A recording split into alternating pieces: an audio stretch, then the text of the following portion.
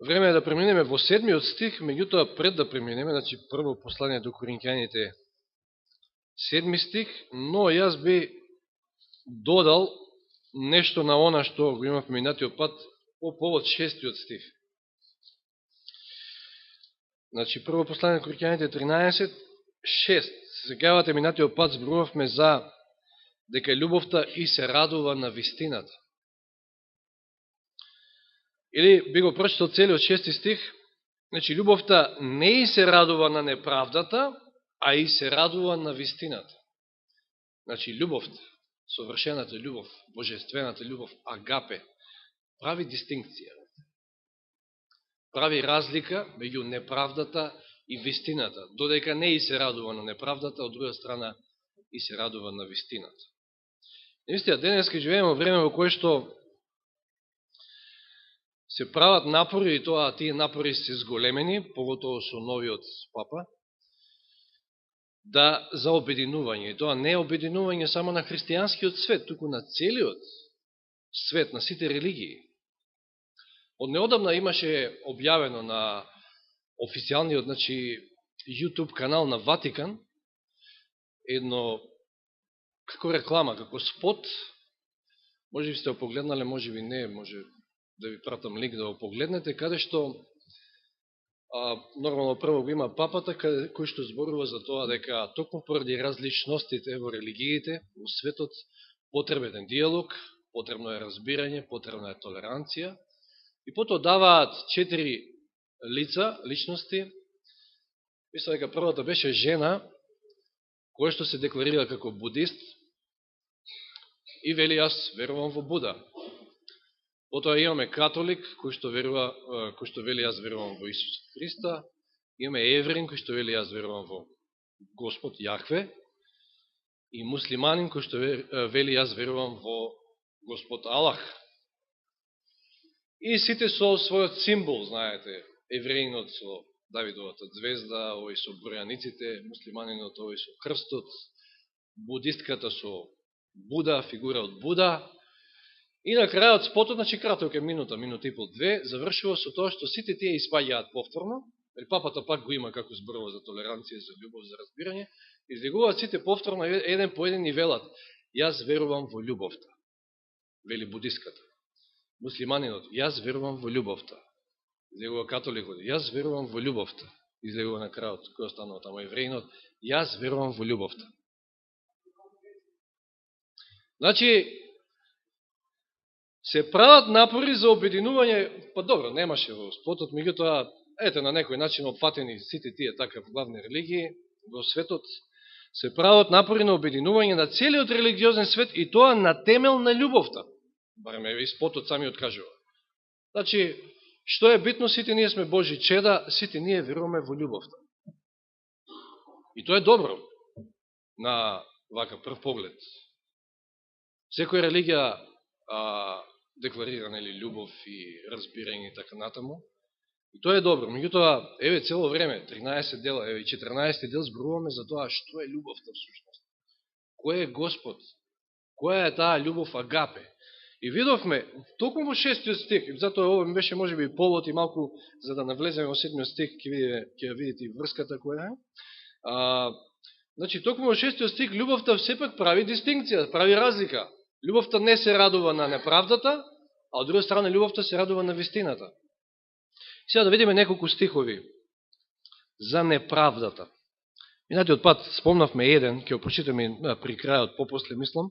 Меѓутоа, еве, Лука, Евангелие по Лука, да отвориме и да читаме 13 глава. Лука 13 глава, од 23 стих. И некој му рече: Господи, малку ли се оние кои се спасуваат? Тој пак им рече: борете се да влезете низ тесната врата. Че видите, сите овие обиди на обидинување се правени на широка врата. Исус овде вели: борете се влезете низ тесната врата, зашто ви велам, мнозина ќе настојуваат да влезат, но не ќе можат. Кога домаќинот ќе стане и ќе затвори вратата, и ако вие останете надвор и почнете да чукате на вратата и да говорите: Господи, отворени, нешто слично како вие, веројатно што чукле на арката Ноева, Тој ќе ви одговори, не знам од каде сте. Тогаш ќе почнете да зборувате, јадевме и пиевме пред тебе и ти поучуваше по нашите улици, зарем не знаеш, нели, со други зборови, а тој ќе им рече, велам, не знам од каде сте, одстапете од мене сите кои вршите неправда. И овој пасос, овие стихови, веројатно ве подсетуваат на Матеј 7 глава. Таму имаме сличен текст. Значи, овде вели, одете, одстапете од мене, не ве познавам вие кои што правите неправда. А во Матеј 7 глава, 22-23 стихи ги прочитаме само, мнозина вели ќе ми речат во оној ден, Господи, Господи, не пророкувавме ли во Твое име, не изгонувавме ли бесови во Твое име и не правивме ли многу чуда во Твое име, и тогаш јас ќе им изјавам, никогаш јас не сум ве познавал, одете си од мене вие кои правите беззаконие. Овде неправда, овде беззаконие. Што е беззаконие, полесно? Неправда е неправда, меѓутоа што е беззаконие? Без закон, нешто правите, односно кршење на законот. Прво Јованово послание 1.9, познат стих. Прво Јованово послание 1.9. Овој стих вели, ако ги исповедате своите гревови, тој е верен и праведен да не ги прости гревовите и да не очисти од секоја неправда. Грев, неправда, неправда, беззаконие, претходно вели. Прво Јованово 5.17, тоа е стихот што минатиот пат го спомнавме, кој што јасно вели дека секоја неправда е грев. Односно, да, секоја неправда е грев. Прво Јованово 5.17, првиот дел од стихот. Секоја неправда е грев или беззаконие. Значи, љубовта не се радува на неправдата, љубовта не се радува на гревот, љубовта не се радува на беззаконието. И сега да видиме неколку стиха, каде што повторно Господ преку Павле во Римјаните прва глава, значи ќе отвориме прво Римјаните прва глава, прави јасна дистинкција, разлика меѓу неправдата и вистината. Како што љубовта прави разлика во прво послание до Римјаните 13.6. Значи прво Јован, Римјаните 1.18, Римјаните 1.18. Зашто Божиот гнев се открива од небото на секоја безбожност, овде имаме уште и додаден збор безбожност, и неправда на луѓето, кои со неправдата ја задржуваат вистината. Јасна дистинкција. Меѓу неправда и вистина. Тоа со неправдата ја задржувате вистината. Правдата е нешто спротивно на вистината. Втора глава, Римјаните исто, од 5 до 8 стих. Ова се може да се однесе, значи, лично на мене, на секој од нас. Но, со твојата закоравеност, значи, во случај кога одбиваме, се покаеме, да признаеме некој греф. Што вели? Но со твојата закоравеност и со непокајаното срце, самиот собираш гнев врз себе. Повторно гневот е во центарот овде на внимание, како во претходниот стих. За денот на гневот и на откривањето на праведниот Божи суд, кој ќе му даде секому според неговите дела. На оние кои со трпение прават добро и бараат слава, чест и непропадливост, вечен живот, со други зборови, а на оние кои се противат и не се покруваат на вистината, а и се покруваат на неправдата, гнев и јарост. Повторно јасна дистинкција, разлика меѓу неправдата и вистината. Едно е покорување на вистината, друго е покорување на неправдата. Ако не се покорувате на вистината, автоматски се покорувате на неправдата, на гревот, на беззаконието. И лека полека сега доаѓаме до стихови во второ послание до Солуњаните. И секој од нас многу добро знае зашто станува збор во оваа глава, второ послание до Солуњаните, втора глава.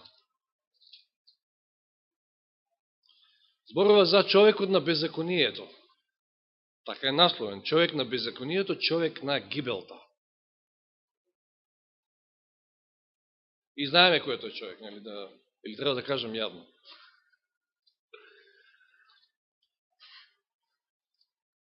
Тој е истиот кој што го има на тоа видео. кој што е водач на најголемата христијанска деноминација во светот. Значи, еве од први стих, да се подсетиме. Ве молиме, браќе, во однос на доаѓањето на нашиот Господ Исус Христос и за нашето собирање заедно при Него, не дозволувајте брзо да се поколебате во разумноста, ниту да се исплашите ни од дух, ни од слово, ни од послание, како да е од нас испратено, како веќе да настапил Господовиот ден. И вели сега од третиот стих, никој да не ви измами ниту по каков начин, зашто тоа нема да се случи. Господовиот ден нема да дојде, додека однапред не дојде од паѓањето и не се појави човекот на беззаконието, синот на погибелта, кој што се противи, се воздига над се што се нарекува Бог или светиња, така што ќе седне во Божиот храм и ќе се представува себе си како да тој е Бог. 7 стих. Зошто тајната на беззаконието веќе действува само да се отстрани од средината оној кој што сега ја задржува. 8 стих. И тогаш ќе се јави беззаконикот, човекот на беззаконието, човекот на гибелта, човекот на неправдата, можеме да кажеме, беззаконикот кога Господ ќе го убие со здивот на својата уста и ќе го уништи со појавата на своето доаѓање. Значи, од тоа време, кога пишува Павле, па се до Христовото доаѓање делува оваа сила, овој човек. Тоа е многу јасно термински гледано. Тоа е оној чие доаѓање е според сатанско действување со секаква сила, со чудесни знаци, со лажни чуда и со секаква неправедна измама за оние кои што загинуваат, зошто не ја примија што? Љубовта кон вистината за да се спасат. И пошто не ја примија љубовта кон вистината да се спасат, тогаш Господ ќе дозволи, вели, затоа Бог ќе им испрати заблудна дејност, за да и веруваат на лагата, да бидат осудени сите кои не поверуваат на вистината, а имаат задоволство во неправдата. Повторно со овој човек на беззаконието, со папството, со папата, повторно ги има поврзано вистината од една страна, од друга страна неправдата. На која страна е неправдата, на која страна е вистината, е многу јасно. Ако не ја примете љубовта кон вистината, значи вистината треба да се љуби, да се прими со сето срце. Ако не, тогаш Господ вели ќе испрати, ќе верувате на лагата, на лажната љубов, на лажното единство и заедништво, а сето тоа е затоа што имате задоволство во неправдата, не сте ја примели љубовта кон вистината. Видите, значи таа дистинкција, таа разлика што ја прави ljubовта меѓу неправдата и вистината до каде не доведува. Ова е едно денешно време каде што треба многу јасно да граничиме што е што. Затоа што ова е многу измамливо. Ова допрва ќе биде измамливо. Ние, односно оние кои што ќе останат на Божја страна, ќе се сметаат за луѓе кои што немаат толеранција кон другите, немаат љубов кон другите, па како тоа сите сме за едно, па и Исус се молел за едно, а вие сега нешто изигравате нешто посебно. Ајде да отвориме во 111 псалм. Значи, беззаконие, неправда, греф, тоа е едно те исто. Што е тоа? Кршење на законот. 111 псалм е еден од најдобрите псалми за мене, кога станува збор за законот. И кога сакате да му докажете некому дека законот е вечен, законот е непроменлив, еве ги стиховите. 111 псалм, 7 и 8 стих. Што велат овие стихови? Делата на неговите раци. А што е законот?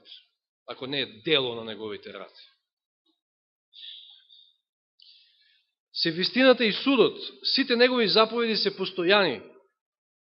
Утврдени се за сите времења довека. И внимавајте, создадени врз вистината и правдата. Неправдата овде е исклучена. Нема неправда која станува збор за Божиот закон, кој што е препис на Божиот карактер, како што прво послание до Крикјаните 13 глава е препис на Божиот карактер. Е љубовта. Љубовта е Бог. Бог и љубов. И, ајде, еве, ако толку ние не сме за заедништво, ние сме. Треба да бидеме. Но врз основа на што? Да, точно, темелот е љубовта, ама вистинската љубов, кој што подразбира вистина. Исус се моли во Јован 17 глава за единство, и тоа меѓу другото, Јован 17:17 јасно вели и кажува што? освети ги со својата вистина, Твоето Слово е вистината. Можеме да избегаме од Божието Слово, ако сакаме да бидеме единствени. За да имаме исти мисли, да го имаме Христовиот ум, тоа треба да ни помогне Духот Свети и Словото, вистината. Не можеме лево-десно. Законот исто тука, како што видовме дека е утврден на правдата и вистината. Што има правдата со неправдата? Што има беззаконието со правдата, со Господа? Ништо. Значи да, Бог го љуби грешникот, тоа да не забораваме, и ние треба да го имаме тој однос, еден кон друг. Бог го љуби грешникот, но го мрази гревот, беззаконието, неправдата. И затоа љубовта не се радува на неправдата, а се радува на вистината, кој што е спасоносна, кој што ослободува. И затоа е тешко, односно е невозможно, да се има единство со грев, со неправда, со беззаконие, со лажни доктрини. Ајде сега, секој може да верува што сака, ама сите ние сме Божи деца и сите ние веруваме во љубовта. Која е таа љубов? Каква е таа љубов?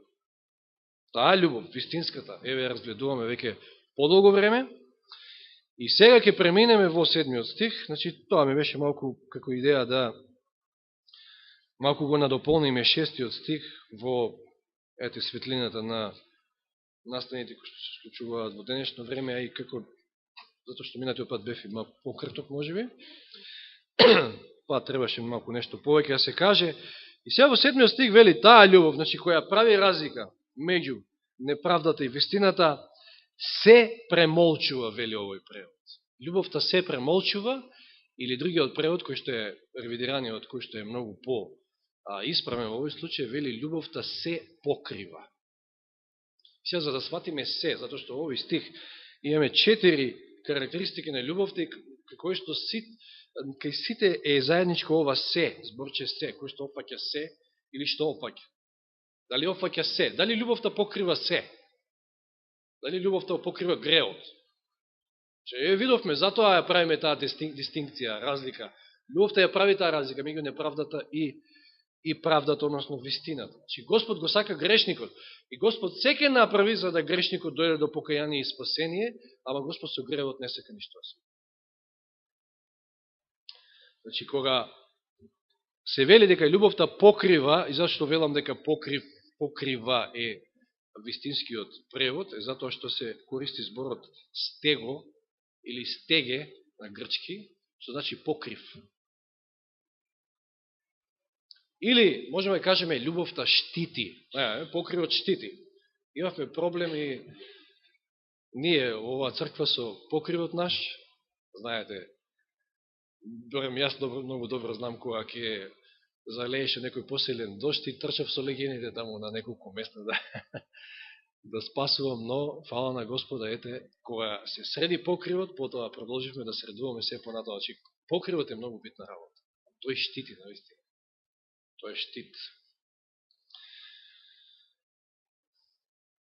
Значи, да земеме една практична ситуација.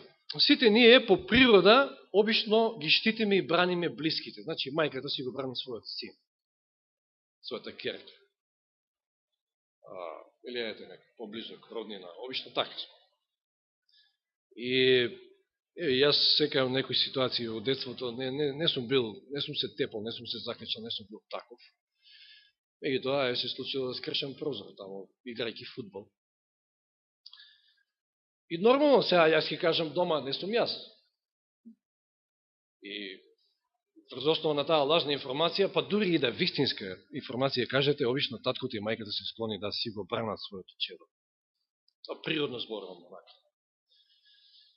И точно, виновен е некој друг, меѓутоа не мојот син. Никогаш. Значи, родителите се однесуваат заштитнички кон своите деца. Но, често пати, значи, кога зборуваме природно, еве, како што и нагласи, значи, може и синот да е крив, мојот син еве да е крив, меѓутоа јас го штитам. Љубовта не штити така нешто. Оваа љубов агапе не штити. Поготово, кога љубовта агапе не се однесува само на тие наши природни врски, со наши, од семејството, туку се однесува и на браќата и сестрите во црквата. Ова е една заедница, ова е едно семејство. Не треба тука да има брат, сестра поблизок, подалечен од мене. Не. Љубовта штити, меѓутоа љубовта која штити, го штити грешникот, во смисла не разнесува. Еве сега имаме ситуација јас и Јани. Сега јас ќе го видам Јани нешто прави некој зло, некоја неправда. Сега нема ни да седна можеби со Јани, како што не учи Матеј 18 глава. Туку ќе отидам, ќе му кажам на Данило, ќе му кажам на Трајчи и последен ќе разбере Јани за тоа. А прво требало со него да се соочи. Тоа не е љубов. Од овде, гледано оговарањето или озборувањето, Исус е спротивно на љубовта. Исус е спротивно. Вие не штитите, туку вие го раскажувате тоа, го разнесувате, му правите штета на братот или на сестрата со оговарањето, со пренесување на гласот. И тоа љубовта покрива, вели, се. И во тоа се не спаѓа гревот. Значи, јас сум должен да го разобличам гревот на Јани, значи, по 4 очи нормално, како што е постапката. Да не се навраќаме, Матеј 18 глава. И да му кажам на тоа дека гревот е страшен, дека не треба. Меѓутоа, треба да бидам значи, заштитнички да се однесувам кон братот или сестрата, било кој да е. Го спомнав Јани, може би, како колеги сме поблиски, меѓутоа не треба да има разлика. Дали Јани, дали, не знам, Ивана, дали, не знам, Зоки или било кој. Ова малку попрактично, значи, да сватиме што значи тоа дека љубовта покрива се. Во тоа се спаѓа сето она што е за спасение на душата. Никој не спаѓа греот. Или нешто што е за штета на братот или сестрата. Видите колко е возвишена оваа љубов, агапе, колко е, може би, недостижна изгледа за нас, грешници и смртници. Затоа што е тешко ова. Ова е тешко. Сите сме склони, сите сме паднале во таа шема на ѓаволот, да збориме за, не знам, овој направи ова, овој направи тоа, се шират гласини во Македонија, па многу сме, па ние 400, 500 и не знам колку верници тука, барем 500 на бројка, а дали се толку, не знам. И не само тука, љубовта агапе не застанува кај браќите и сестрите, туку ние треба да бидеме, да се однесуваме заштитнички кон нашиот непријател. Затоа што и за нашиот непријател Господ го дал својот живот, односно Исус го дал својот живот. И треба да направиме и за нашиот непријател се што можеме, заштитнички да се однесуваме кон него, како покрив, значи заштита, за да го доведеме до спасение кај Господа. А не било што е во спротивен правец да го отвоиме од Господа. Тоа веќе нема врска со љубовта. Еве, може би најубав пример за ова, има повеќе примери, ќе спомнем, може би најубав пример за ова ни запишал Јован во 8 глава. Исус се среќава, односно Исус се пред еден предизвик, му ја носат Марија Магдалена, голема блудница. Пред Исуса сакаат да го фатат во стапица, да видиме што ќе каже Исус, дали треба да ја каменуваме оваа жена, фатена е на дело во прелюба, или што? Јован 8 глава. Од 3 стих. Да се подсетиме. Тогаш книжниците и фарисеите доведува една жена фатена во прелюба, откако ја поставија на средина.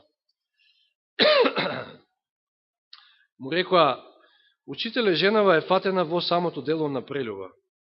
А Мојсей ни нареди во законот, значи се повикуваат на списите, на Библијата, да ги убиваме со камења таквите. А ти што велиш? Ајде да видиме ти дали го почитуваш Мојсија, списите негови.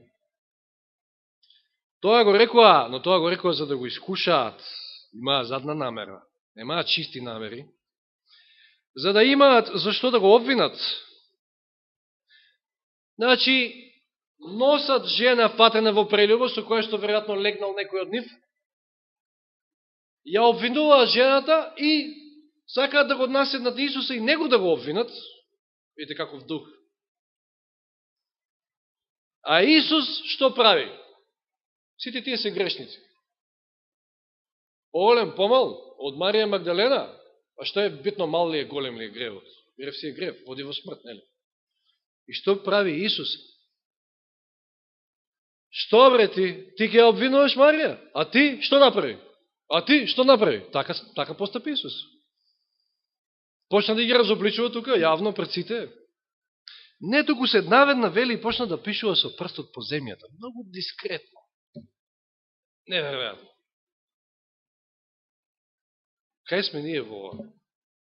То песок, знаете, то песок, кога ќе изгазнеш, после ќе го снема, нема ништо од тоа.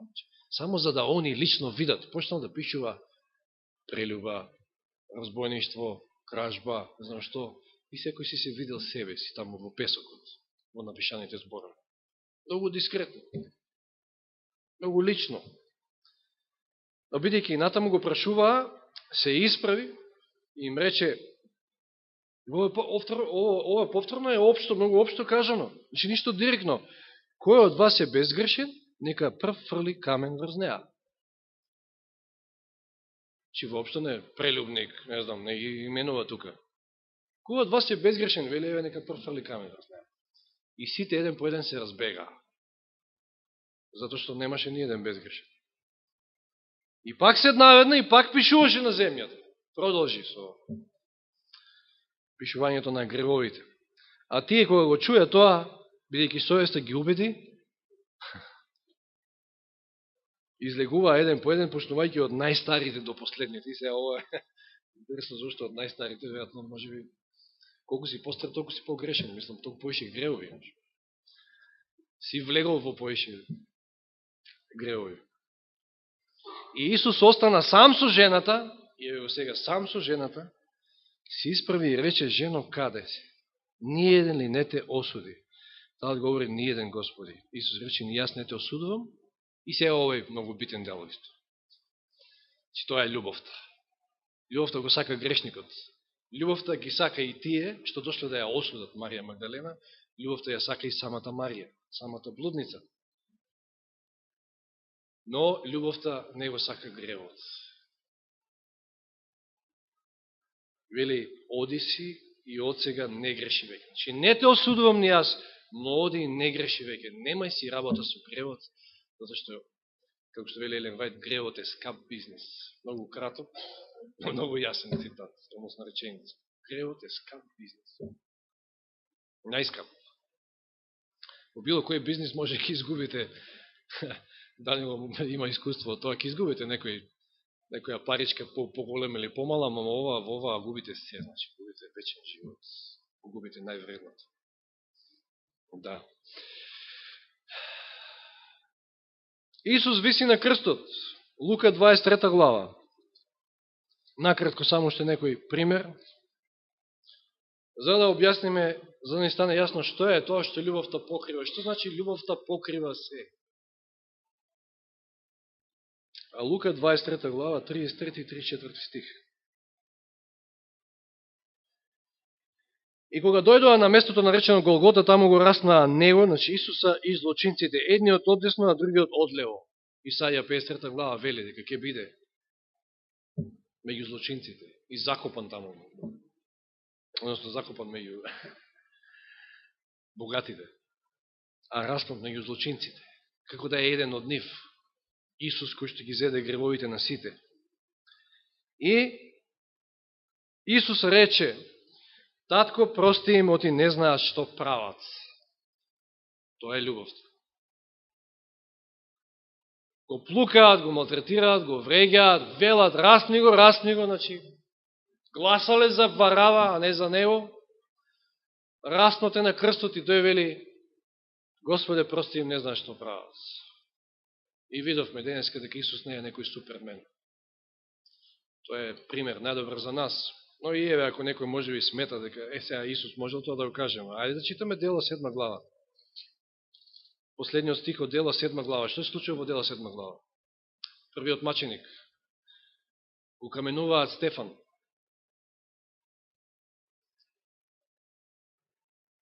Тука е и Савле. Го гледа сето тоа и затоа често пати знаеме да кажеме кога Стефан и Павле ќе се сретнат горе, Ќе биде интересна средба. Ќе биде зачуден посебно Стефан. Како тоа Павле се нашол тамо. Тоа е Божјата милост. Знаеме што Господ направил од Савле подоцна. 6 стих, 7 глава Дела. Тогаш падна на колена, че Стефан, маваат со камења кон него, падна на колена и извика со силен глас: Господи, не зема им го ова за греф. Ова е љубовта, кој што покрива се. Не зема им го ова за греф. Стефан се моли за грешниците, за оние што го каменуваат, да Господ им прости, ете да дојде, и тоа да им го зима за греф. И кога рече тоа, заспа, издивна. И не смееме да го испуштиме примерот со Мојсей. Многу сличи не мора ни да читаме, тамо во Излез 32 глава некаде беше. Што вели Мојсей? Знам, јасно ми е дека направија страшен греф, парафразирам. Но, Господи, попрво мене избриши ме, значи моето име избриши го. Нив не, мене. Тоа е љубовта, кој што покрива се. И еве сме сега кај Павле. Самиот Павле имал голем проблем со, значи Савле станал Павле, се обратил, имал голем проблем со јудејците пред се, кои што биле против Евангелието, против радосната вест, против вистината. И читаме за тоа во прво послание до Солуњаните, 2 глава. Прво послание до Солуњаните, 2 глава. Многу пропател Павле од своите, не? Сонародници. 2 глава, прво послание до Солуњаните, значи од 14 до 16 стих. Зашто вие, браќа, се угледавте на Божите цркви, кои се во Христа Исуса во Јудеја, бидејќи и вие го претрпевте истото од своите сонародници, како и тие од јудејците. Од оние кои го убија Господа Исуса и пророците, а нас не изгонија, кои не му угодуваат на Бога, кои им се противат на сите луѓе. Им се противат на сите луѓе затоа што забранува да се проповеда Евангелието, радосната вест, вистината, која што е спасоносна, која што носи спасение. Какво зло е тоа да мислите си да браните, да му браните некому да го проповеда Евангелието. Е страшно зло. Ни вие не сакате да влезете, кој што и вели на фарисеите, нели во една прилика Исус, ама не дозволувате и другите да влезат. Кои ни бранат, вели, да им зборуваме на народите за да се спасат, така ги дополнуваат своите греови секогаш, но најпосле Божиот гнев дојде на нив. Павле и неговите браќа ги имале истите проблеми, но иако било така, во Римјаните 9 глава, видите што пише во Павле во Римјаните 9 глава. Од 1 до 5 стих читаме. Зборувам вистина во Христа, не лажам. Мојата совест ми сведочи за тоа во Светиот Дух, дека ми е многу жал и дека срцето ме боли непрестано. Имено би сакал да бидам самиот како проколнат. Еве ги Мојсеевите зборови на некој начин.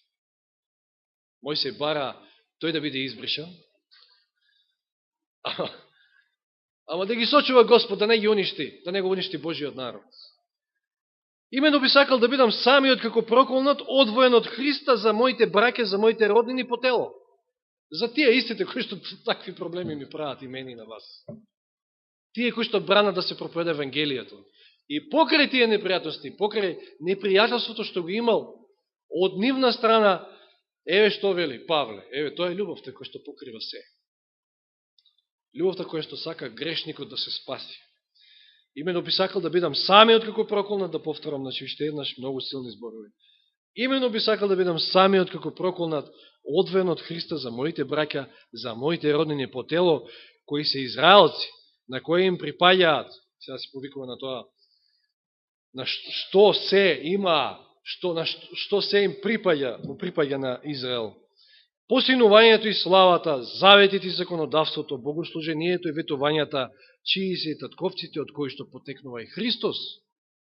Месијата, Спасителот од нив потекнува, а тие се противат на спасоносната вест, на вистината. По тело, вели, кој е Бог на сите, благословен во сите векови. Погледнете во Павле. Покрај сите непријатности. Какви се ова зборови? И второ послание до Коринќаните. Еве, зборуваме цело време сите овие поединости и карактеристики на љубовта што се спомнати во 1 Коринќаните 13 глава е дел од таа порака што Павле ја праќа токму до Коринќаните пред се. Коринќаните ги имале сите тие проблеми, немале љубов. Не се радувале на вистината на која што требало да се радуваат. И така натаму, и така натаму. Второ послание до Коринќаните 12 глава. Да го послушаме овој текст овде сега. Второ послание до Коринќаните 12 глава од 10 стих нека да ги чита. Па таму до крајот на главата. Останувам со добра волја во слабостите, навредите, неволите, имал страшни неволи, навреди. Знаете, од пат зборевме, го сомничеле, дека дали е можеби вистински апостол и така натаму, дали тоа што го проповеда е тоа. И вели, значи, останувам со добра волја во слабостите, навредите, неволите, прогонувањата, притеснувањата заради Христа, зашто кога сум слаб, тогаш сум силен. И сега внимавајте, од 11 стих. Станав безумен, вие ме принудивте на тоа. Им се обрехи на коринќаните. Требаше вие да ме препорачувате, зашто во ништо не сум подолен од најпрвите апостоли. Ако иако и не сум ништо, вели тој самиот.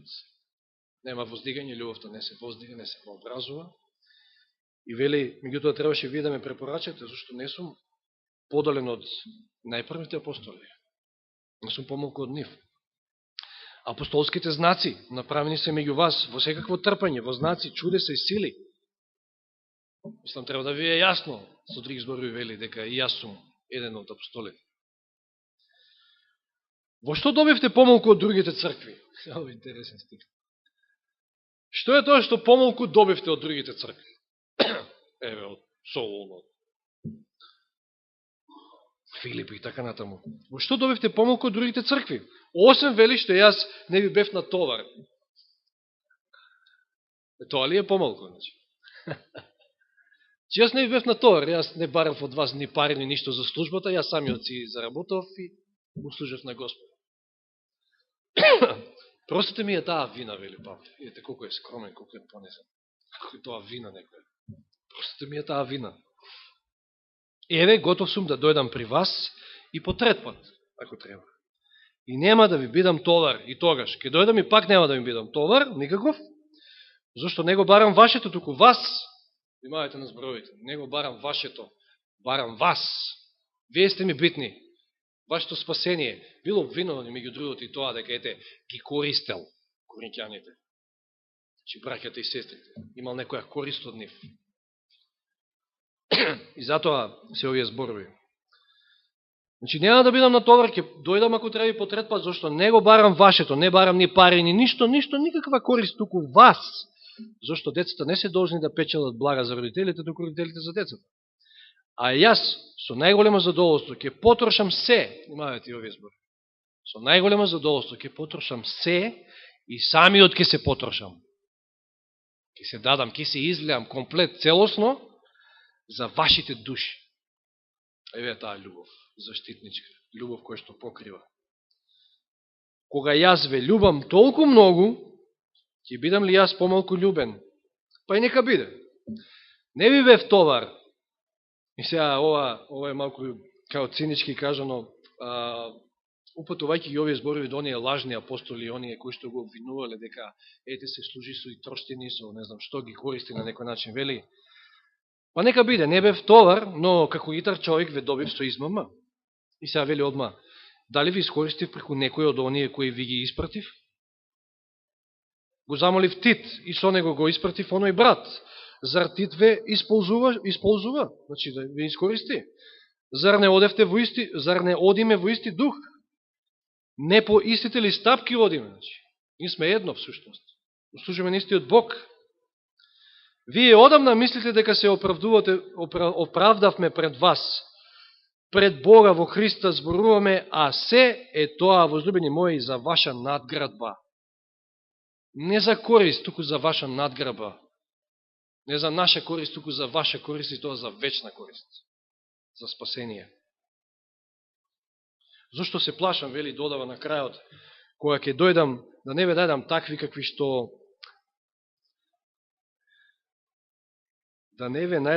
какви што ве сакам, значи да не се случи да бидете поинакви од она што јас сакам и да не се најдам и јас пред вас таков како што вие не ме сакате, да нема веќе вас кавги, зависти, гнев, соперништво, клевети, гордости, немири.